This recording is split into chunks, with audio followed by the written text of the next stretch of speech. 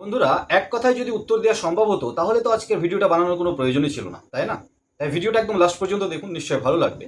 আর uncut fintech YouTube চ্যানেলে যদি আপনারা প্রথমবার এসে থাকেন, অবশ্যই চ্যানেলটাকে সাবস্ক্রাইব করে পাশে থাকবেন। বন্ধুরা, ক্রেডিট কার্ড এটা এমন একটা প্রোডাক্ট যেটা সকলের দরকার হয়, কিন্তু এই ক্রেডিট কার্ডের ফ্যাসাদে পড়ে অনেকে সর্বশান্তও হয়ে গেছে। আবার যারা সঠিকভাবে ব্যবহার করতে পারে তারা কিন্তু অনেক উপরে উঠে গেছে এই ক্রেডিট কার্ডকে ব্যবহার করে। ক্রেডিট মানে হচ্ছে ধার দেয়া। আপনি কারো কাছ থেকে টাকা ধার নিলেন আপনার ব্যবসার সুবিধার্থে, ব্যবসার জন্য, এবং সেটার থেকে বাচ্চা পাড়তে পাড়তে পাড়তে আপনি ব্যবসা বড় করে ফেললেন। এটা হয়ে থাকে। বড় বড় ব্যবসাদাররাও ব্যাংকের থেকে লোন নেয়, মানে ধার নেয়, মানে ক্রেডিট নেয়। কিন্তু অনেকে এই অনেক ধারের জন্য সর্বশান্ত হয়ে গেছে। ব্যবসা বলুন, আমাদের আশেপাশের মানুষজন বলুন, অনেকে হয়েছে। কিন্তু তারপরেও কিন্তু প্রত্যেকটা ব্যাংক, প্রত্যেকটা ফিনান্সিয়াল ইনস্টিটিউট যারা ক্রেডিট কার্ড ইস্যু করে, ক্রেডিট কার্ড দেয়, আপনাকে কিন্তু অফারের একদম ভরিয়ে দিয়ে ক্রেডিট কার্ড দেওয়ানোর চেষ্টা করে। আর এখানে একটা প্রশ্ন সবার সামনে চলে আসে যে ক্রেডিট কার্ড থেকে কোনোভাবে যদি টাকা ব্যাংক অ্যাকাউন্টে ট্রান্সফার করা যেত, আর সেটা যদি ফ্রিতে সম্ভব হতো, তাহলে কেমন হতো বা কেমন হয়?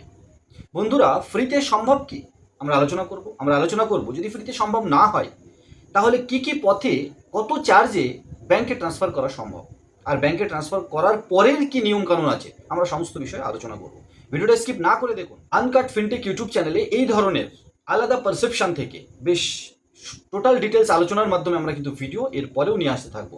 বিভিন্ন ব্যাংকের ক্রেডিট কার্ড, বিভিন্ন ব্যাংকিং প্রোডাক্ট, ফিনটেক মার্কেটের সমস্ত প্রোডাক্ট নিয়ে সমস্ত কয়েকটা পারসেপশন থেকে আমরা কিন্তু আলোচনা করার চেষ্টা করব।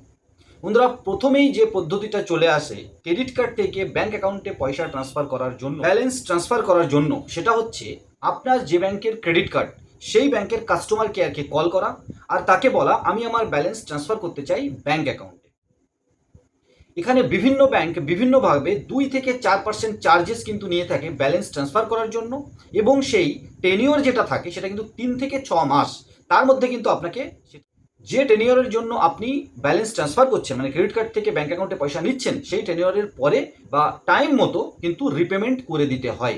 আপনি যদি প্রিপেমেন্ট করতে চান, মানে টাইম 3 মাস যে 6 মাস আপনি নিয়েছেন তার আগে আপনি প্রিপেমেন্ট করতে চাচ্ছেন, তাহলে কিন্তু তখনও কিন্তু 2 থেকে 4% আপনাকে চার্জ দিতে হয়। তার মানে আপনি কাস্টমার কেয়ার বা বিভিন্ন ব্যাংকের মোবাইল অ্যাপ্লিকেশনে অপশান চলে এসছে, আপনি কিন্তু মোবাইল অপশান থেকেও ব্যাংক অ্যাকাউন্ট সেকশানে গিয়ে অ্যাড মানি অপশানে গিয়ে ক্রেডিট কার্ড সিলেক্ট করে আপনি কিন্তু অ্যাড মানি করতে পারেন। চার্জেস দেখা যায়, প্রসেসিং ফিস যদি থাকে সেটাও দেখা যায়, কত চার্জেস কি বৃত্তান্ত।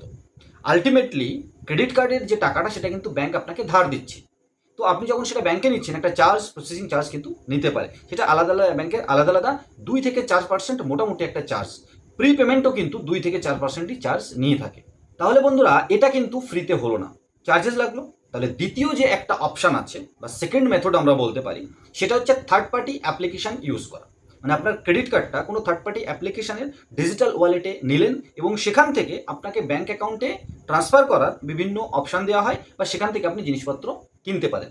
এই থার্ড পার্টি অ্যাপ্লিকেশান মানে পেজ অ্যাপ, মোবিকুইক, ধানি অ্যাপ, আরও বিভিন্ন ধরনের পেমেন্ট গেটওয়ে বা mobile application third party bank finance লাইনে বা এনবিএফসি লাইনে কাজ করে থাকে, এরকম কিন্তু আছে, যারা ক্রেডিট কার্ড থেকে তাদের ওয়ালেটে মানি লোড করার জন্য অপশান দিয়ে থাকে। অবশ্যই সেটা একটা মিনিমাম চার্জ নেয়, মোটামুটি 1 থেকে 3%। এবার সেই ওয়ালেট থেকে কিছু কোম্পানি আবার ব্যাংকে ট্রান্সফার করার সুযোগ দেয় ওর থেকে আরেকটু বেশি চার্জ নিয়ে। এটা আরেকটু খরচ সাপেক্ষ হয়ে গেল, কিন্তু তবুও অনেক ব্যাংকে বা অনেক জায়গায় ব্যাংক তখন আপনাকে ট্রান্সফার করতে দিচ্ছে না। বিভিন্ন কারণ থাকতে পারে বন্ধুরা, ওর ভিতরে আমি যাবো না ডিটেলসে। আপনার ব্যাংক অ্যাকাউন্ট আপনার ক্রেডিট কার্ড থেকে ব্যালেন্স ট্রান্সফার করতে দেবে না, তার বিভিন্ন কারণ থাকতে পারে। সিভিল ডিপেন্ড করে, আরও অনেক কিছু ডিপেন্ড করে, আপনার সাথে ব্যাংকের কেমন সম্পর্ক, আপনি কেমন লেনদেন করেন, সমস্ত কিছুর উপরে। এবারে যখন আপনার ব্যাংক ট্রান্সফার করতে দিচ্ছে না প্রথম মেথড অনুযায়ী, তখন কিন্তু আপনি থার্ড পার্টি অ্যাপ্লিকেশনের সাহায্য নিয়ে থাকেন, আপনাদের মধ্যে অনেকেই নিয়ে থাকেন। এবং তখন কি হয়, ওয়ালেট লোড করার সময় একটা চার্জ এবং ওয়ালেট থেকে ব্যাংক অ্যাকাউন্টে নেওয়ার সময় আর একটা চার্জ কিন্তু আপনাদের দিতে হয়। তো সেটাও মোটামুটি 2 থেকে 4 বা 5% পর্যন্ত চার্জ লেগে যেতে পারে, কিন্তু প্রয়োজন হলে এর থেকে বেশি টাকা সুদে দিয়েও কিন্তু আপনার টাকা নেন। তো সেক্ষেত্রে এই ক্রেডিট মানি, আমি আবার বলছি, ধারের টাকা, সেটাকে আপনি ব্যাংক অ্যাকাউন্টে নিচ্ছেন, মানে লিকুইড মানি বা ডিজিটাল অ্যাকচুয়াল প্রিপেড মানিতে পয়সাতে কিন্তু আপনি কনভার্ট করে ফেলছেন। সেখানে একটা চার্জ লাগলেও লাগতে পারে, কিন্তু এটা কখনোই প্রফিটেবল নয়, অবশ্যই লসের। সাথে সাথে আরেকটা কথা বলবো বন্ধুরা, এই যে থার্ড পার্টি অ্যাপ্লিকেশনের মাধ্যমে বা থার্ড পার্টি অ্যাপের মাধ্যমে আপনি ব্যাংকে ট্রান্সফার করছেন, চার্জ দিচ্ছেন আলাদা কথা, আরবিআই কিন্তু এটাকে ততটা ভালো চোখে দেখছে না। আর 2024 কিন্তু আরবিআই এর উপরে ব্যানও লাগিয়েছে বা এটাকে ঠিক ভালোভাবে দেখছে না। ফাইন লাগিয়েছে, পেনাল্টি লাগাতে পারে, কারণ এটাকে আরবিআই মনে করছে জেনুইন ট্রানজাকশনের মতো দেখতে ইল্লিগাল ট্রানজাকশন করা হচ্ছে। বিভিন্ন কোম্পানির ব্যাংকের মাধ্যমে যে ক্রেডিট কার্ড আসে তার উপরে রেন্ট পেমেন্ট থেকে শুরু করে বিভিন্ন সার্ভিসের উপরে কিন্তু আরবিআই অলরেডি ব্যান লাগিয়ে দিয়েছে 2024 সালে। এর মাঝে একটা কথা বলে নিই, একটা রাস্তা আছে ইনভেস্ট করার। এনপিএস থেকে শুরু করে আরও কিছু হেলথ ইন্স্যুরেন্স থেকে শুরু করে আরও কিছু জায়গায় কিন্তু আপনি ক্রেডিট কার্ড দিয়ে পেমেন্ট করতে পারেন। এনপিএস হতে পারে বা আরও কিছু জায়গা আছে যেখানে ইনভেস্টের ব্যাপার আছে এবং সেখানে কোনো চার্জ লাগে না। এটা ওয়ান টাইপ অফ ফ্রি, কিন্তু সেটা ইনভেস্ট, আপনি টাকাটা তুলতে পারছেন, আপনার ব্যাঙ্ক অ্যাকাউন্টে যাচ্ছে না, কিন্তু আলটিমেটলি ইনভেস্ট তো টাকাই হয়ে যাচ্ছে, কিন্তু সেটা ফ্রি অফ কস্ট। এটা হচ্ছে একটা থার্ড মেথড বলবো না, একটা মাঝখানের মেথড, যেখানে ব্যাঙ্ক অ্যাকাউন্টে যাচ্ছে না কিন্তু ইনভেস্টে যাচ্ছে। এনপিএস এর টাকা কিভাবে তোলা যায় সেটা আপনারা জানেন নিশ্চয়ই, সেটাও অবশ্যই টার্মস অ্যান্ড কন্ডিশন অ্যাপ্লাই হবে এবং এ নিয়ে আমরা আরও ডিটেলসে ভিডিও নিয়ে আসবো। আলটিমেটলি এখন যে পদ্ধতিটা আমরা বলতে চাচ্ছি একটা সিক্রেট পদ্ধতি, আপনারা অনেকে জানেন বা অনেকে জানেন না, আর ম্যাক্সিমাম মানুষ যাতে জানে আমাদের এই ভিডিওর মাধ্যমে সেই চেষ্টায় যে ফ্রিতে জিরো চার্জেসে আপনি ক্রেডিট কার্ডের ব্যালেন্স আপনার ব্যাঙ্ক অ্যাকাউন্টে কিভাবে নেবেন। বন্ধুরা, আপনারা নাম শুনেছেন RBI regulated CBDC, digital currency. এটা ম্যাক্সিমাম ব্যাংকে কিন্তু তাদের সিবিডিসি নিয়ে চলে এসেছে। আপনি এই সিবিডিসি জানেন, এই সিবিডিসি ওয়ালেট মানে ডিজিটাল ওয়ালেটে রুপিতে যদি আপনি পয়সা নিতে চান আপনার ব্যাংক অ্যাকাউন্ট থেকে অ্যাড মানি করতে, মানে এই ওয়ালেটের মধ্যে গিয়ে অ্যাড মানি করে আপনার ব্যাংকের অ্যাকাউন্ট বা এই অ্যাকাউন্ট অ্যাড করার সময়, মানে এই ওয়ালেটে অ্যাড মানি করার সময় আপনার ব্যাংক অ্যাকাউন্ট থেকে আরেকটা অপশন কিন্তু ইউপিআই এর মাধ্যমে বা ইউপিআই ক্রেডিট কার্ডের অপশান দিয়ে দিয়েছে, যেহেতু আরবিআই এনপিসিআই রুপে ইউপিআইকে প্রমোট করছে। মানে আপনি ডিজিটাল মানি সিবিডিসিতে অ্যাড করার সময় ব্যাংক অ্যাকাউন্টের পয়সা না নিয়ে আপনার যদি ওই ব্যাংকের রুপে ক্রেডিট কার্ড থাকে আপনি তার থেকেও লোড মানি করতে পারেন, এবং যেটা ফ্রি অফ কস্ট। মানে আপনার রুপে ক্রেডিট কার্ড আছে, আপনি সেখান থেকে সিবিডিসিতে পয়সাটা নিয়ে নিলেন, আর সিবিডিসির থেকে আবার আপনি ব্যাংকেও পয়সাটা নিয়ে নিতে পারেন। মানে আপনি যদি এখানে রুপে ক্রেডিট কার্ড থেকে না নিয়ে ব্যাংক অ্যাকাউন্ট থেকে পয়সা নিতেন সিবিডিসি ওয়ালেটে, আপনি প্রয়োজনে কিন্তু আবার সিবিডিসি ওয়ালেট থেকে ব্যাংকে পয়সাটা ট্রান্সফার করে নিতে পারেন। এটা totally free of cost. Bank থেকে সিবিডিসিতে নেন বা সিবিডিসির থেকে ব্যাংকে নেন, এটা কিন্তু ফ্রি অফ কস্ট এখনো পর্যন্ত।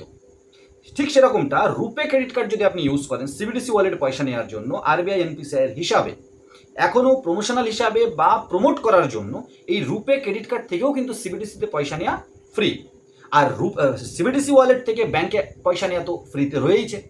কতদিন থাকবে আমি জানি না, কিন্তু এখনো পর্যন্ত যদি একটুখানি ঘুরিয়ে দেখা যায় আপনার এমন কোনো ব্যাংক অ্যাকাউন্টে, ম্যাক্সিমাম ব্যাংক অ্যাকাউন্টে এখন সিবিডিসি ওয়ালেট হয়ে গেছে, সিবিডিসি ওয়ালেট আছে আর আপনার ওই ব্যাংক অ্যাকাউন্টে রুপে ক্রেডিট কার্ড আছে, তাহলে কিন্তু আপনি রুপে ক্রেডিট কার্ডটা একটুখানি ঘুরিয়ে সিবিডিসি ওয়ালেটের মাধ্যমে ব্যাংকে ফ্রিতে নিতে পারেন এবং সেটাকে ইউটিলাইজ করতে পারেন।